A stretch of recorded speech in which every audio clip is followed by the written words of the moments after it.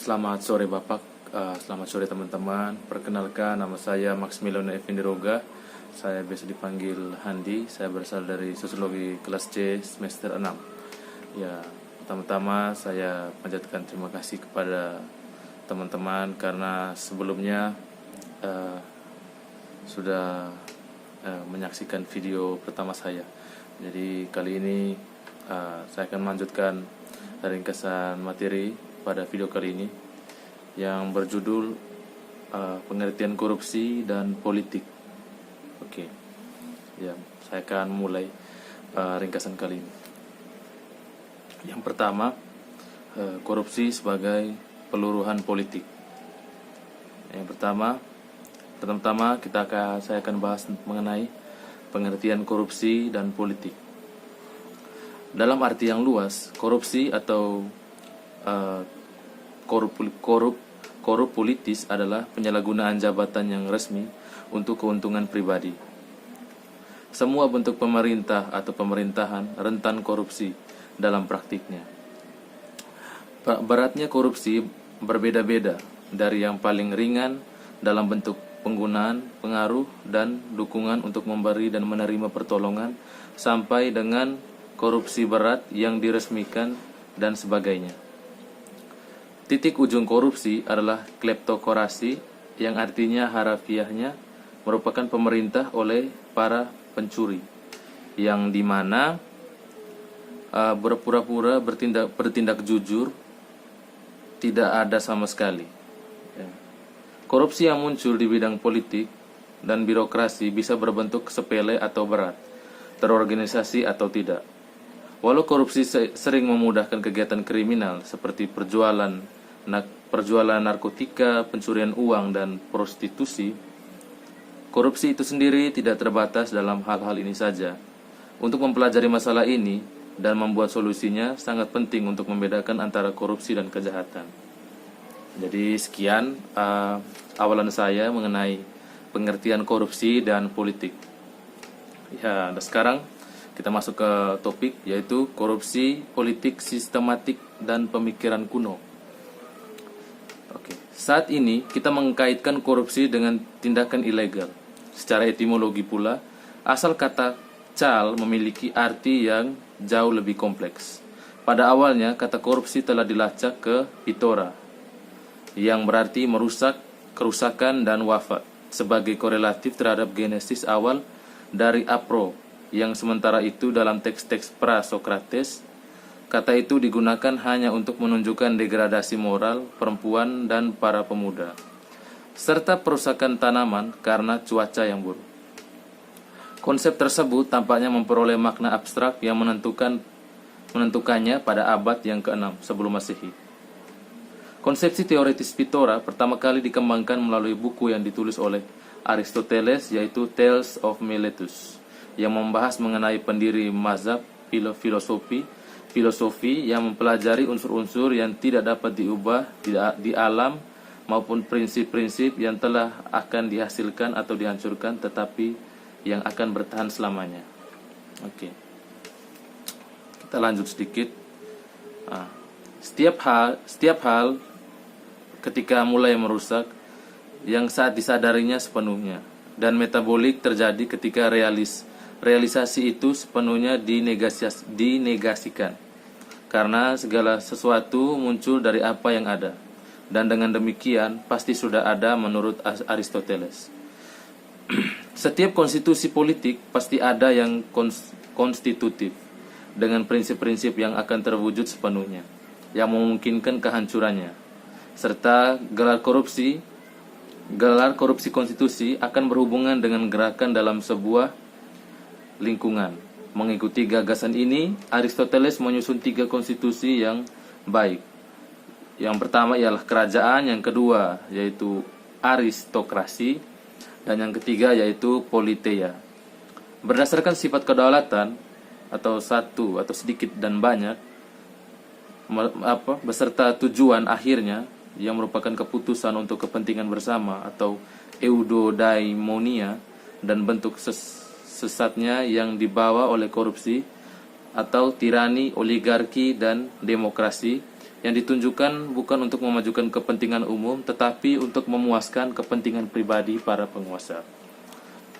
Oke, kita lanjut ke yang kedua, yaitu korupsi individu dan tantangan Machiavellian. Oke. Terjemahan Pitora ke dalam bahasa Latin yaitu roots corrupts, yang juga memiliki arti abstrak penghancuran dan pembusukan pada tingkat sistematik yang bersamaan dengan substansi makna moral yang terkait dengan tindakan politik individu, yaitu menyuap, memalsukan, merayu, atau cabul. Terutama Cicero yang menggunakan kata korups dalam sebuah politik hal itu bisa merujuk pada pembusukan adat istiadat dan kebobrokan kebiasaan yang bersifat kejahatan sebagai biang kerok jatuhnya Roma. Mengikuti dengan cermat analisis Platon tentang core atau pecahnya demokrasi, Cicero menyalahgunakan pembusukan republik untuk sukses dengan kebebasan ekstrim yang tak terelakkan dan mencapai segala sesuatu dalam persemakmuran di mana setiap orang bebas dan semua rasa malunya hilang. Oke. Kita lanjut sedikit.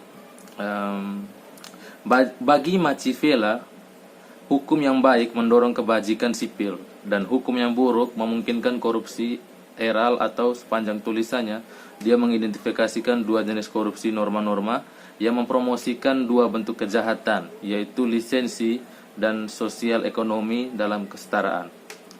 Karena Machiavelli memandang republik sebagai jenis organisasi politik yang terikat secara intern, struktur sosial ekonomi masyarakat serta kebebasan untuk republik menuntut hidup dalam kesetaraan relatif yang korespondensi berdasarkan tenaga kerja individu dan kesederhanaan. Oke. Lanjutnya, korupsi bertahap republik ini menjadi oligarki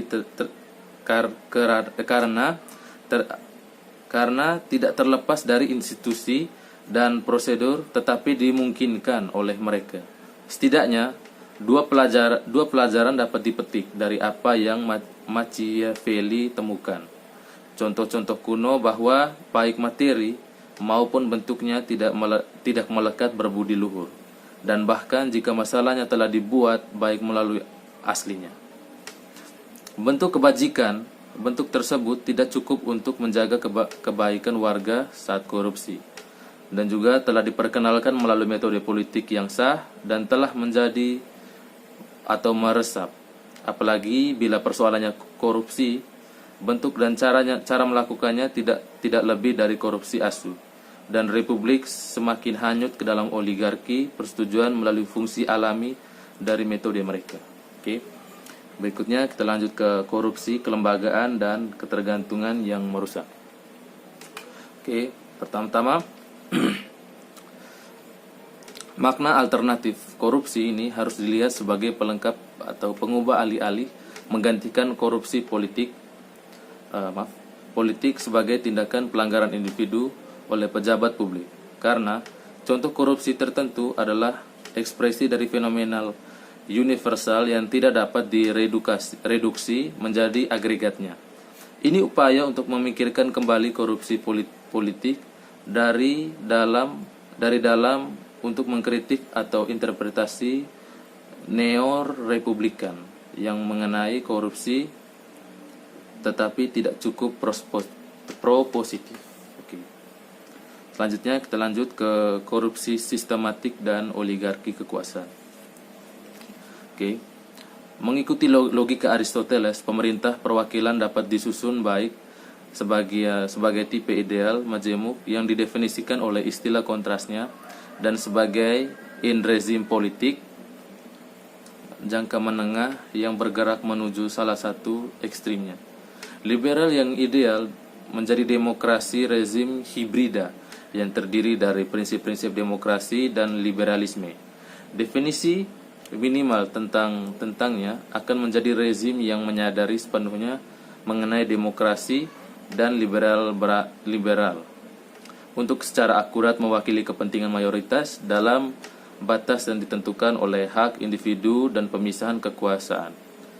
Kebalikan dari tipe ideal ini adalah tidak representatif, atau pemerintahan tidak liberal, di mana tidak ada kepentingan mayoritas maupun dasar norma yang dihormati. Jika membayangkan tipe ideal ini sebagai rezim perantara yang korup bergerak ke salah satu ekstrimnya, demokrasi liberal akan rusak menjadi tidak mewakili mayoritas atau tidak liberal dan bergantung pada prinsip apa yang dirusak atau direalisasikan. Karena itu, demokrasi liberal dapat merusak dan menjadi demokrasi oligarki non-representatif pemerintahan liberal. Itu merupakan korupsi sistematik dan oligarki kekuasaan. Berikutnya saya akan lanjut ke demokrasi totaliter. Baik. Demokrasi totaliter adalah sebuah istilah yang diperkenalkan oleh sejarawan Israel, yaitu G.L. Talmon, untuk merujuk kepada suatu sistem pemerintahan di mana wakil rakyat yang terpilih secara sah mempertahankan kesatuan negara kebangsaan yang warga negaranya meskipun memiliki hak untuk memilih, tidak banyak atau bahkan sama sekali tidak memiliki partisipasi dalam proses pengambilan keputusan pemerintah. Rezim yang totaliter seringkali ditandai dengan represi politik yang kuat. Tiadanya demokrasi atau penggunggaan terhadap suatu individu secara meluas dan mengakar merupakan kendali absolut atas ekonomi negara, serta penyensoran yang masif atau pengintaian massal terhadap kehidupan pribadi dan publik warganya. Terbatas kebebasan yang bergerak atau termasuk hak untuk meninggalkan negara dan penggunaan metode terorisme sebagai alat negara yang mengendalikan warganya. Aspek lainnya meliputi penggunaan kamp konsentrasi, polisi rahasia yang represif, persekusi atau larangan terhadap kebebasan beragama atau berlakunya ateisme negara, pemberlakuan hukum mati, proses pemilu yang curang atau disandiwar. Itu merupakan demokrasi totaliter. Kita lanjut yang berikutnya, yaitu interpretasi Elis Republik. Demokrasi berasal dari kritik terhadap konstitusi monarkis yang murni dan mengusulkan obat realis untuk korupsi sistematik berdasarkan institusi alisasi. Berbagai bentuk kekuasaan yang terus berkembang dan dibatasi ini memeriksa satu sama lain untuk mengikuti kecenderungan ekspansi mereka sendiri daripada murni karena kebajikan atau kewajiban hukum. Ya, kita lanjut yang berikutnya. Konstitusi campuran ke liberal pemerintahan perwakilan. Yang pertama, problematisasi konsep telah menjadi inti dari filsafat politik sejak zaman kuno, karena konsep dan kategori mengatur teoritis kerangka kerja yang kita gunakan untuk berpikir tentang politik.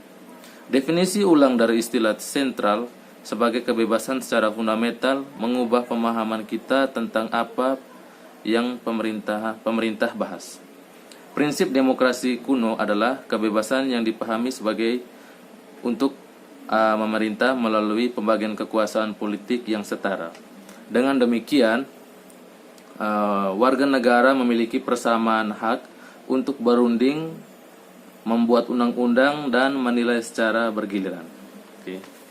Kita lanjut yang berikutnya, yaitu reformasi hukum sebagai pengaturan eksploitasi. Yang pertama, kritik Luxembourg dalam reformasi atau revolusi revisionis bersama Edward Bernstein menjelaskan bahwa teori sosialisme memberikan wawasan tentang kritik yang umumnya terhadap hukum yang dia kembangkan lebih lanjut dalam pidato terakhirnya yang ditulis setelah membahas mengenai revolusi Jerman tahun 1918. Dia tidak hanya mencela revisionisme sebagai opportunistik yang bergeser dari tujuan sosialis, tetapi juga kontribusinya untuk mengembangkan ilusionis dan deception yang merusak kekuatan pekerjaan kelas. Oke, kita lanjut sedikit, yaitu oke. Bahkan jika lahir dalam aksi politik massa, proyek konstitusional industri akan mengembangkan suatu bentuk legalitas yang bertujuan untuk mengontrol tenaga kerja tanpa menyertakan standar material kehidupan sebagai tahap permanen atau kesejahteraan sebagai bagian dari penalarannya nanti. Penyangkalan Luxembourg tentang kemungkinan memberlakukan emancipatrix proletar hukum dalam legislatif capital yang ada didasarkan pada penilaiannya pemerintahan parlementer sebagai organ elitis di mana kepentingan kapital mendominasi dan menunjukkan proseduralisme yang demokrasi sebagai cara menutupi oligarki di masyarakat ini adalah lembaga perwakilan yang bentuknya demokratis, instrumen dan juga kepentingan kelas penguasa. Oke, sekian hasil dari ringkasan materi yang saya buat. Saya ucapkan terima kasih.